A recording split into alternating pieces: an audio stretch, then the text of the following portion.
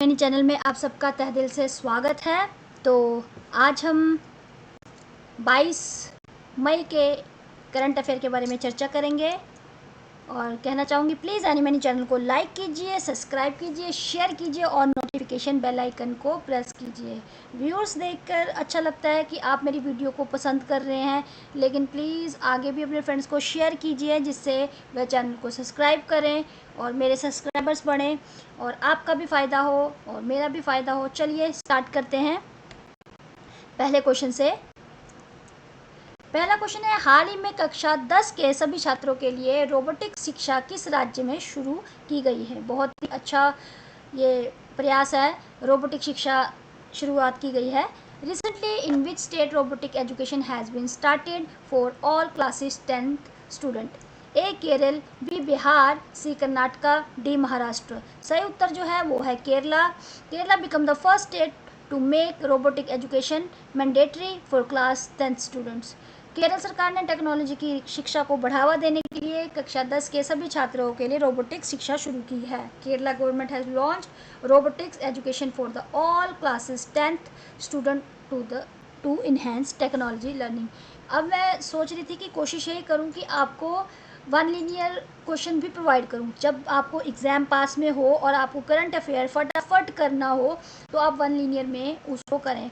तो कोशिश मेरी यही रहेगी कि आज जैसे 22 मई है तो मैं 1 जून से आपको स्टार्ट कर दूंगी वन लीनियर वाले क्वेश्चन जैसे ही मई के आते हैं। तो चलिए स्टार्ट करते हैं दूसरा क्वेश्चन।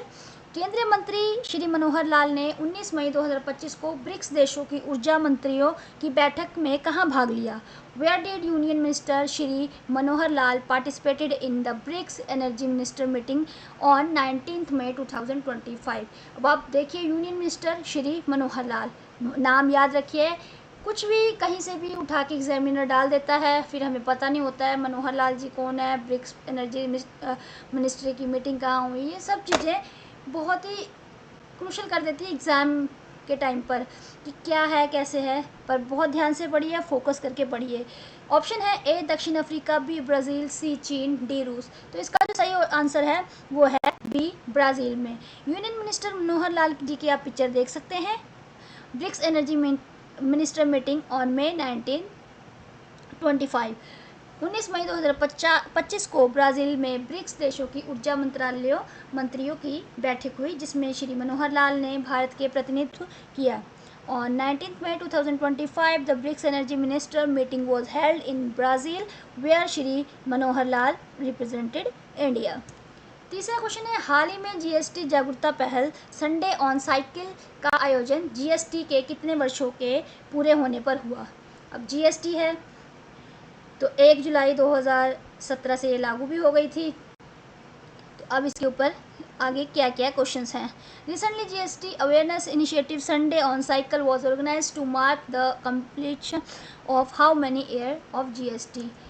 ए 5 वर्ष, बी 7 वर्ष, सी 8 वर्ष या डी 10 वर्ष। तो इसका जो सही उत्तर है वो है सी 8 वर्ष। भारत में जीएसटी लागू होने के 8 साल पूरे होने के उपलक्ष्य में संडे ऑन साइकिल कार्यक्रम आयोजित किया गया। The Sunday on cycle event was organize to mark the 8th anniversary of the implementation of GST in India. चौथा क्वेश्चन है, भारत का लक्ष्य किस वर्ष तक 100 गीगावाट परमाणु क्षमता प्राप्त करने का है। By which year does India aim to achieve 100 gigawatt nuclear capacity? A 2032, B 2038, C 2042, C D 2047। सही उत्तर जो है वो है D 2047। India eyes 100 gigawatt nuclear power 2047। AEC chairman. Bharat ने अपने दीर्घकालिक ऊर्जा लक्ष्यों के अंतर्गत वर्ष 2047 तक 100 गीगावाट परमाणु क्षमता हासिल करने का लक्ष्य रखा है। India has set to a long term target to achieve 100 gigawatt of nuclear power capacity by the year 2047। पांचवा क्वेश्चन है, केंद्र सरकार ने हाल ही में नागालैंड में कृषि विकास के लिए कितने करोड़ रुपए की सहायता की घोषणा की है। Recently how much financial assistance has been announced by the central government for agriculture development in Nagaland. A 138.83 crore, B 238.83 crore, C 38.83 crore या डी 438.83 करोड़। तो इसका जो सही उत्तर है वो है सी, 338.83 करोड़ रुपए। केंद्र सरकार ने नागालैंड में कृषि क्षेत्र को बढ़ावा देने के लिए 338.83 करोड़ रुपए की सहायता राशि मंजूर की है। The central government has approved 338.83 crore for agriculture development in Nagaland. छठा क्वेश्चन है, हाल ही में संयुक्त राष्ट्र महासभा ने किस तारीख को विश्व निष्पक्ष खेल दिवस घोषित किया? Recently which date has been declared by the UN general assembly for world fair sports day? A 17 May, B 18 May, C 19 May, D 20 May. तो सही उत्तर जो है वो है सी, 19 मई को। 19 मई world fair play day celebrate किया जाएगा। निष्पक्ष खेल भावना को प्रोत्साहित करने के लिए संयुक्त राष्ट्र ने 19 मई को विश्व निष्पक्ष खेल दिवस घोषित किया है। The promote fair play in sports, the UN has declared 19 May as world fair sports day. सातवां क्वेश्चन है, हाल ही में इंदिरा सौरगिरी जल विकासम योजना किस राज्य सरकार ने शुरू की है? Which state government has launched the Indira Saurgiri Jal Vikasam scheme recently? A Orissa, B Telangana, C Kerala, D Maharashtra. सही उत्तर जो है B Telangana. Mission Kakatiya, a model water conservation method from Telangana. ये योजना तेलंगाना सरकार द्वारा जल संरक्षण और ग्रामीण विकास को बढ़ावा देने के लिए शुरू की गई है। This scheme was launched by the Telangana government to promote water conservation and rural development. आठवां क्वेश्चन है, हाल ही में किस राज्य ने सांगरी बीन को जीआई टैग प्रदान किया है? Which state sangri bean has recently been granted the GI tag? A Madhya Pradesh, B Uttar Pradesh, C Rajasthan, D Haryana. सही उत्तर जो है वो है राजस्थान। आप ये बीन्स देख सकती हैं जिनको हम फ्रांस बीन भी बोलते हैं। मोस्टली इंडिया में मैंने फ्रांस बीन ज़्यादा सुना है। हिमाचल पंजाब एरिया जैसे कि हमारा एरिया है तो यहाँ पे फ्रांस बीन बोल देते हैं, बीन्स बोल देते हैं। तो राजस्थान में सांगरी गेट्स जीआई टैग, इन्होंने जीआई टैग हासिल किया है। सांगरी बीन जो राजस्थान के रेगिस्तान क्षेत्रों में पाई जाती है को हाल ही में जीआई टैग दिया गया है। हो सकता है ये राजस्थान की जो बीन्स है वो थोड़ी जो इस साइड नॉर्थ वाली साइड पे जैसे हरियाणा, पंजाब, जम्मू एंड हिमाचल वाली साइड जो है ऊपर साइड के यहाँ पे अलग हो, पर इसको जीआई टैग मिला है। Sangri beans found in the desert region of Rajasthan has recently been awarded the GI tag. हाल ही में सरकारी ई मार्केटेबल्स जैम की कितनी वर्षगांठ मनाई गई है? Recently which anniversary of government e market place GeM has been celebrated? A 5th, B 8th, C 10th या डी 12th। तो सही उत्तर जो है वो है B 8th। GeM celebrated 8th incorporation day. GeM की स्थापना के 8 वर्ष पूरे होने के उपलक्ष्य में इसे मनाया गया है। The 8th anniversary of the establishment of government e market place was celebrated recently. 10वां क्वेश्चन है, आतंकवाद विरोधी दिवस प्रतिवर्ष किस तारीख को मनाया जाता है? On which date the anti terrorism day observed every year? A 20th May, B 21st May, C 22nd May, D 23rd May. तो एंटी टेररिज्म डे जो है वो हर साल 21 मई को मनाया जाता है, जिस दिन राजीव गांधी जी के ऊपर अटैक हुआ था। भारत को 21 मई को पूर्व प्रधानमंत्री राजीव गांधी की पुण्यतिथि पर आतंकवादी विरोधी दिवस मनाया जाता है। In India, anti-terrorism day is observed on 21st May to commemorate the death anniversary of former PM Rajiv Gandhi. 11वां क्वेश्चन है, हाल ही में FSSAI ने खाद्य लेबलिंग जागरूकता सप्ताह कब से कब तक मनाया? Recently, when did FSSAI observe the Food Labeling Awareness Week? A 1st to 7th May, B 10th to 16th May, C 15 to 21st May या D 18 to 24 May। तो इसका जो सही उत्तर है वो है C 15 to 21st May। इस हिसाब से 3rd हफ्ता जो पड़ा मई का वहाँ से शुरुआत हुई। Food safety the standards authority of India, ये है FSSAI की फुल फॉर्म। भारतीय खाद्य संरक्षा के मानक प्राधिकरण ने उपभोक्ता में जागरूकता बढ़ाने के लिए 15 से 21 मई 2025 तक खाद्य लेबलिंग जागरूकता सप्ताह मनाया, और अभी मना भी रहा है क्योंकि आज 22 मई है, माफ़ी चाहूँगी, आज 22 मई है तो 21 मई तक का था।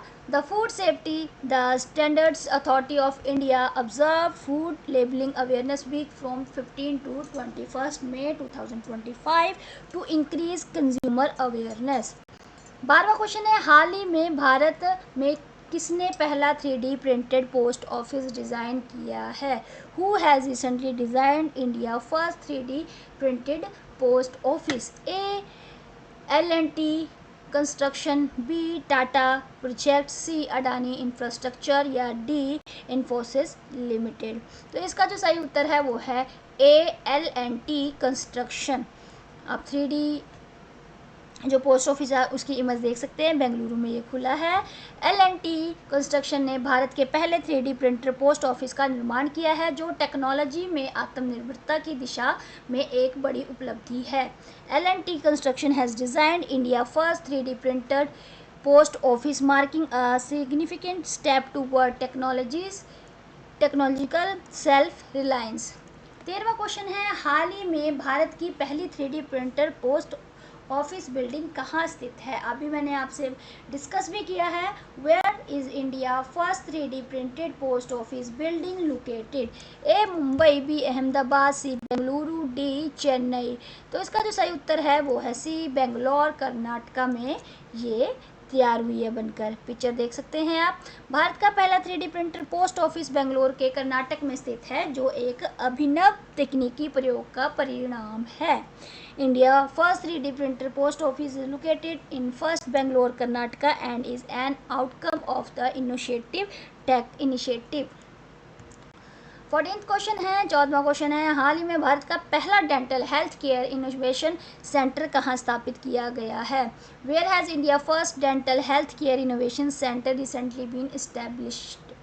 ए IIM Ahmedabad, B IIT Delhi, C IIT Madras और डी एम्स नई दिल्ली। तो इसका जो सही उत्तर है वो है सी IIT मद्रास।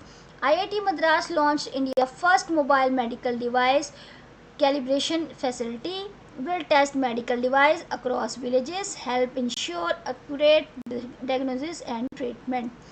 डेंटल टेक्नोलॉजी ने नवाचार को बढ़ावा देने के लिए भारत का पहला dental health care innovation centre IIT Madras में स्थापित किया। India first dental health care innovation centre has been established at IIT Madras to promote innovation in dental technology. हमारा आखिरी क्वेश्चन है 15वां, हाल ही में किस राज्य को कोडो चावल और कुटकी चावल को GI टैग मिला है? रिसेंटली भी स्टेट कोडो राइस एंड कुटकी rice have received GI tag. A Madhya Pradesh, B Chhattisgarh, C Jharkhand, D Odisha. सही उत्तर जो है वो है बी छत्तीसगढ़। तो आप इसका लगा सकते हैं कि कोडो राइस और कुटकी राइस जो है वो छत्तीसगढ़ स्टेट में मिलते हैं। तो छत्तीसगढ़ में पारंपरिक कोडो चावल और कुटकी चावल को हाल ही में उनकी भौगोलिक विशेषताओं के आधार पर GI टैग प्रदान किया गया है। छत्तीसगढ़ ट्रेडिशनल कोडो राइस एंड कुटकी rice have recently been awarded GI tag for their unique geographical identity. इसी तरह हमारे 22 मई के 15 क्वेश्चन समाप्त होते हैं, और प्लीज़ रिक्वेस्ट करूँगी कि प्लीज़ एनीमनी चैनल को लाइक कीजिए, सब्सक्राइब कीजिए, शेयर कीजिए और नोटिफिकेशन बेल आइकन को प्रेस कीजिए। और अगर आपको वीडियो पसंद आती है तो प्लीज़ शेयर तो ज़रूर कीजिए। और अपना कीमती समय देने के लिए धन्यवाद, और आपका समय शुभ हो। धन्यवाद।